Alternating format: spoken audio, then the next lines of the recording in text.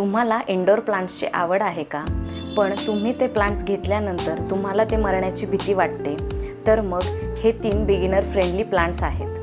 First one is झिझी plant. या झाडाला खूप कमी लाईट आणि खूप कमी पाणी लागतं. याला तुम्ही हार्डली 15 दिवसातून एकदा पाणी दिले तरी चालते. हे एकदम हार्ड टू किल प्लांट आहे. झिझी प्लांट तुम्ही तुमच्या डायनिंग टेबलला, स्टडी टेबलला ठेवू शकता, जो की तुमचा एअर प्युरिफाय देखील करतो आणि तुम्हाला एक छान फ्रेशनेस देखील देतो.